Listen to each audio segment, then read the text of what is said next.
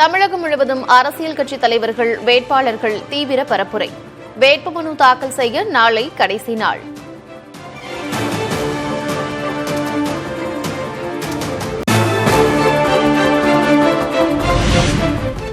ராமநாதபுரம் முதுகளத்தூர் அருகே 9,47,00,000 ரூபாய் மதிப்பிலான நகைகள் பறிமுதல். உரிய ஆவணங்கள் இல்லாமல் கொண்டு செல்லப்பட்டதால் தேர்தல் பறக்கும் படை நடவடிக்கை.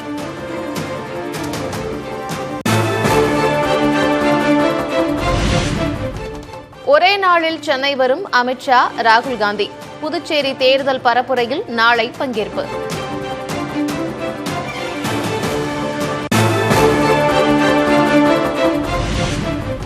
விருதுநகரில் முதலமைச்சரும் திமுக தலைவருமான ஸ்டாலின் பரப்புரை. திமுக மற்றும் கூட்டணி கட்சி வேட்பாளர்களை ஆதரித்து வாக்கு சேகரிப்பு.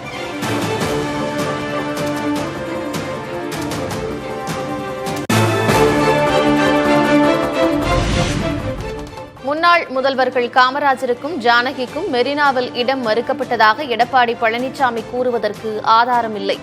வாட்ஸ்அப் வதந்தியை அதிமுக பொதுச் செயலர் பரப்புவதாக மு.க.ஸ்டாலின் குற்றச்சாட்டு.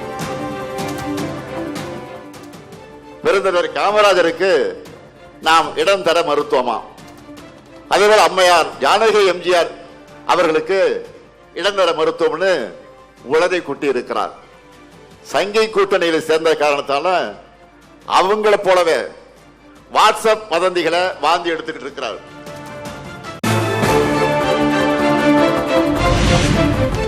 டெல்லியில் காமராஜரை வீட்டோடு கொளுத்த பார்த்தது சங்கி கூட்டம்.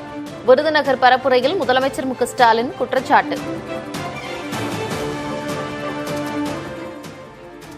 இவங்களோட சங்கி கூட்டம் தான் 1966ஆம் ஆண்டு காமராஜரை டெல்லியில வீட்டோட வச்சு கொளுத்த பார்த்தாங்க.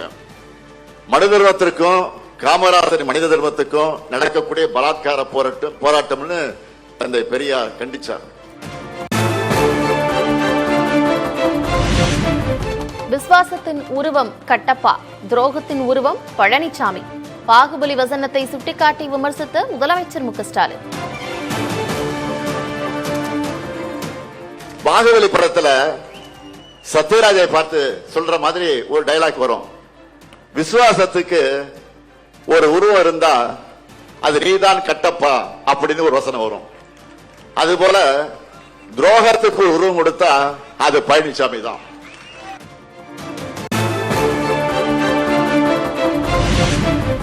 விருதுநகர் தொகுதியில் தேமுதிகவின் விஜய் பிரபாகருக்கு ஆதரவாக திமுக தலைவர் மு.க.ஸ்டாலின் பரப்புரை.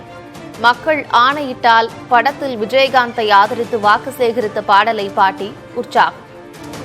மக்கள் ஆணையிட்டால் என்ற ஒரு திரைப்படத்தில் வேட்பாளராக நிற்கக்கூடிய விஜயகாந்தை ஆதரிச்சு நான் பாடுகிற பாட்டு.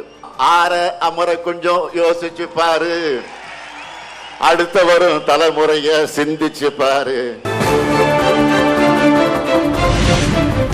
புதுச்சேரியில் இன்று மாலை பரப்புரை மேற்கொள்கிறார் அதிமுக பொதுச் செயலர் எடப்பாடி கே. பழனிசாமி. கடலூர் மாவட்டம் நெய்வேலியிலும் அதிமுக வேட்பாளர்களுக்கு வாக்கு சேகரிக்க திட்டம்.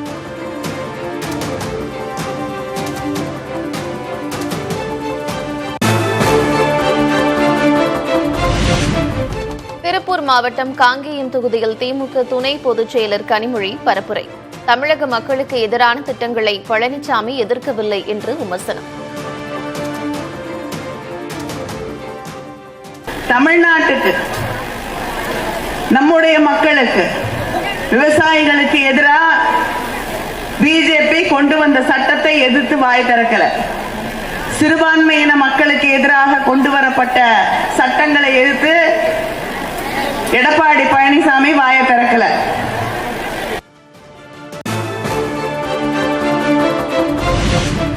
காட்டுமன்னார்கோவில் தொகுதியில் போட்டியிடும் முடிவை திரும்ப பெற்றார் விசிக தலைவர் திருமாவளவன். தமக்கு பதிலாக தமிழ்நாடு காங்கிரஸ் முன்னாள் தலைவர் இளைய பெருமாளின் மகன் ஜோதிமணி போட்டியிடுவார் என்று திருமாவளவன் அறிவிப்பு.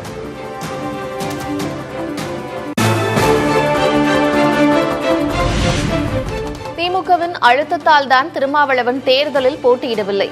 விழுப்புரம் பரப்புரையில் எடப்பாடி பழனிசாமி விமர்சனம். திருமாவளவன் அவர் ஒரு தொகுதியில் போட்டியிடுவார். திமுக அழுத்தத்தின் காரணமா அந்த தொகுதியிலிருந்து பின்வாங்கிட்டார். அந்த கூட்டணியில் அங்க வைக்கிற கட்சி கூட சுயமா முடிவெடுக்க முடியல, சுதந்திரமா முடிவெடுக்க முடியல.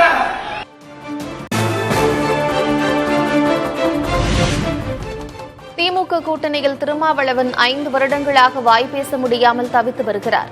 தேமுதிகவை விஜயகாந்த் ஆன்மா மன்னிக்காது என்றும் பாமக தலைவர் அன்புமணி ராமதாஸ் விமர்சனம்.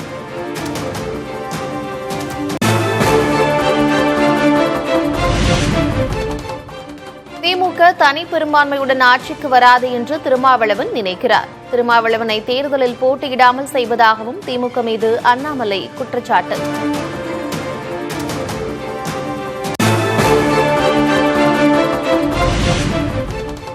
முதலமைச்சர் கொடுத்த அழுத்தம் குறித்து திருமாவளவன் உண்மையை கூறுவார் என்ற நம்பிக்கை உள்ளது. தேர்தலில் போட்டியிடாமல் திருமாவளவன் விலகியது குறித்த தாவக நிர்வாகி ஆதவ் அர்ஜுனா கருத்து.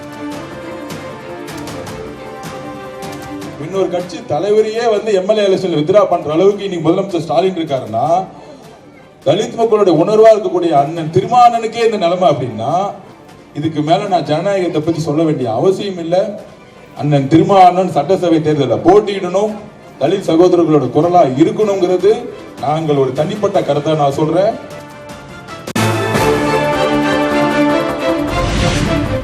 காட்டுமன்னார் கோவில் தொகுதியில் போட்டியிடுவதிலிருந்து விலகியதில் திமுகவின் அழுத்தம் இல்லை என்று திருமாவளவன் விளக்கம். உதயநிதிக்கு எதிராக தான் வருவேன் என்று ஆதவ் அர்ஜுனா கூறியது ஆதாரமில்லாத அதீத கற்பனை என்றும் பதில்.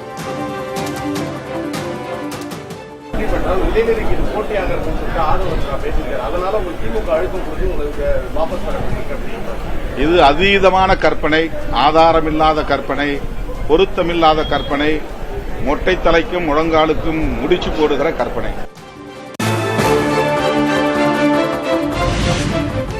2024 ராஜ்யசபா சீட் தருவதாக கூறி ஏமாற்றியவர் எடப்பாடி கே பழனிசாமி என்று பிரேமலதா விஜயகாந்த் குற்றச்சாட்டு. சீட் ஒதுக்கீடு ஒப்பந்தத்தை முதல் முறையாக செய்தியாளர்களிடம் காண்பித்து கேள்வி.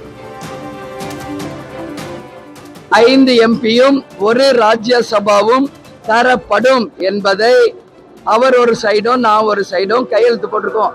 எந்த வருஷம் போட்டிருக்கோம்? மேல பாருங்க, 24 போட்டிருக்காரு.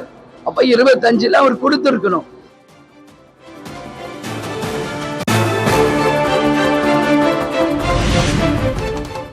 பெரம்பலூரில் நாம் தமிழர் கட்சியின் தலைமை ஒருங்கிணைப்பாளர் சீமான் பரப்புரை. தான் ஆட்சிக்கு வந்தால் கல்வி, குடிநீர், மருத்துவம் மட்டுமே இலவசம் என்று பேச்சு. 3 தான் கட்டணம் இல்லாம தருவேன். படிக்க கல்வி, குடிக்க நீர், பார்க்க நல்ல வைத்தியம். இது 3ஐயும் உலகில் என்ன தரம் என்று சொல்கிறார்களோ அந்த தரத்தை இனி தமிழ்நாட்டின் தரம் என்ற அளவுக்கு உயர்த்தி உன் மகன் தருவேன். மற்றது எதையும் தரமாட்டேன், கட்டணம் இல்லாம தரமாட்டேன்.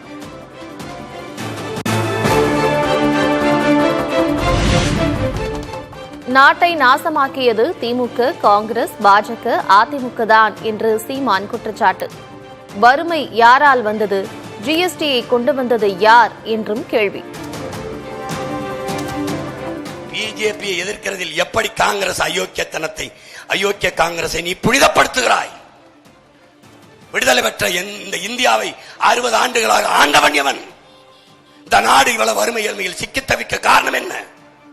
ஜிஎஸ்டி கொண்டு வந்தது யார்? சரக்கு மற்றும் சேவை வரியை, நீட்டை திணித்தவன் யார்?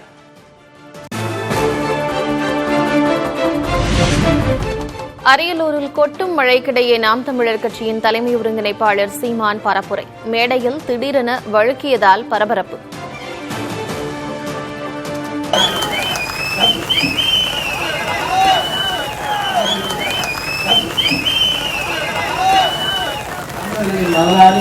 அப்பா நம்மால் எல்லாருக்கும்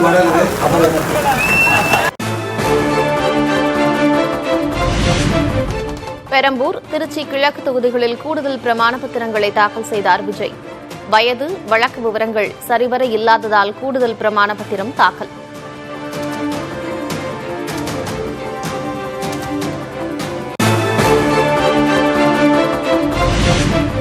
மீண்டும் தாக்கல் செய்த கூடுதல் பிரமாண பத்திரத்தில் பல்வேறு தரவுகளை மாற்றிய விஜய். 2023-24 நிதியாண்டு வருமானம் 237 கோடியாகவும் ரொக்கம் கையிருப்பு 2 லட்சம் ரூபாயாகவும் மாற்றம்.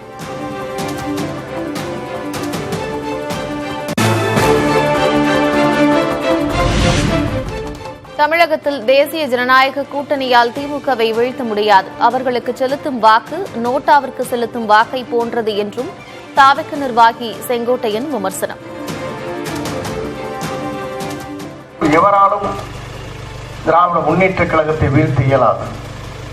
ஏனென்று சொன்னால் வீழ்த்துகிற சக்தி புரட்சித் தலைவர் அவர்கள், புரட்சித் தலைவர் அம்மா மட்டும்தான் இருக்கிறதே தவிர மற்றவர்களுக்கு இல்லை என்பதை இன்று என்டிஏ கூட்டணியில் இருக்கின்ற அத்தனை பேரும் அறிவார்கள்.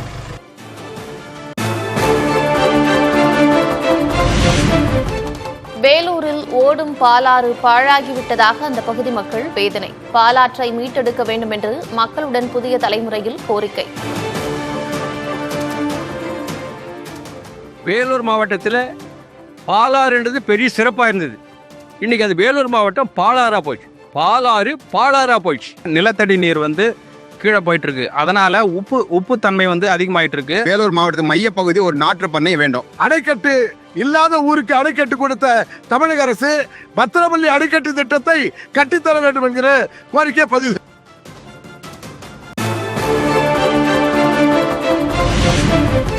இயேசு உயிர்த்தெழுந்ததை குறிக்கும் ஈஸ்டர் பண்டிகை உற்சாகமாக கொண்டாட்டம். வேளாங்கண்ணி, சாந்தோம், தூத்துக்குடி, காரைக்கால் உள்ளிட்ட பகுதிகளில் சிறப்பு பிரார்த்தனை. புலப்படாத இறைவனாகிய எல்லாம் வல்ல தந்தையையும் அவருடைய ஒரே மகனாகிய நம் ஆண்டவர் இயேசு கிறிஸ்துவையும் இதயப்பற்றுதலோடும் முழு மனதோடும் வாயார பாடி புகழ்வது. மதுரை திருப்பரங்குன்றம் முருகன் கோயிலில் பங்குனி தேரோட்டம். ஆயிரக்கணக்கான பக்தர்கள் பங்கேற்று வழிபாடு.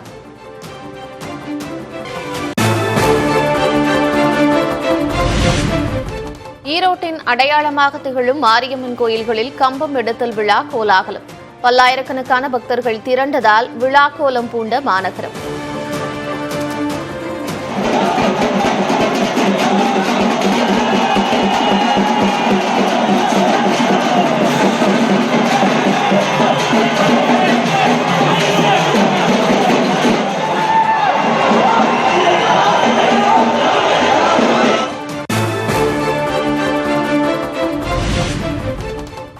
கோவை, நீலகிரி, ஈரோடு, தேனி மாவட்டங்களில் கனமழை பெய்யக்கூடும். சென்னை வானிலை மையம் தகவல்.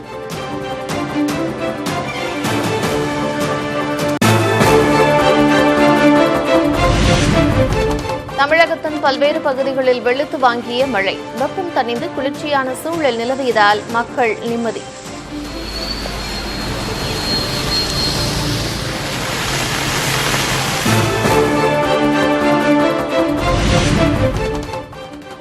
சென்னை காசிமேடு மீன் சந்தையில் களை கட்டிய விற்பனை. கடந்த வாரத்தை விட சில வகை மீன்களின் விலை சற்று சரிவு.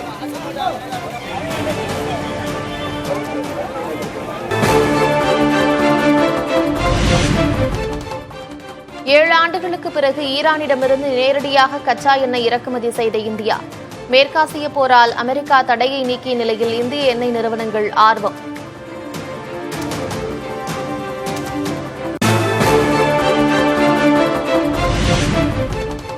ஹோர்முஸ் நீரிணையை திறக்க வேண்டும் அல்லது ஒப்பந்தம் மேற்கொள்ளுமாறு மீண்டும் எச்சரிக்கை. ஈரானுக்கு தாம் விதித்த 10 நாட்கள் கெடு முடிவுக்கு வரும் நேரம் நெருங்கிவிட்டதாக அமெரிக்க அதிபர் டிரம்ப் பதிவு.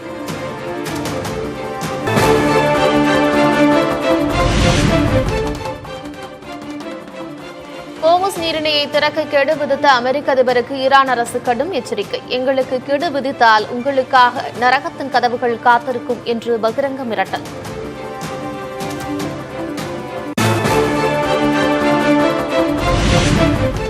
பஹ்ரைன் துறைமுகம் அருகே இஸ்ரேலைச் சேர்ந்த கப்பல் மீது ஈரான் தாக்குதல். ஏவுகணைகளை ஏவி கப்பலை தாக்கி அழித்ததாக ஈரான் ஊடகங்கள் செய்தி வெளியிடு.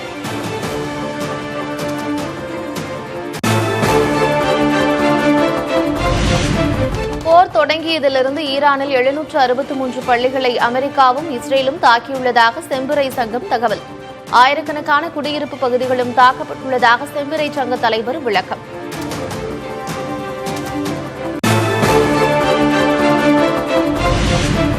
ஈரான் மீதான அமெரிக்கா மற்றும் இஸ்ரேல் தாக்குதலுக்கு வலுக்கும் எதிர்ப்பு. ஈராக்கில் ஆயிரக்கணக்கானோர் பேரணியாக சென்று கண்டன முழக்கம்.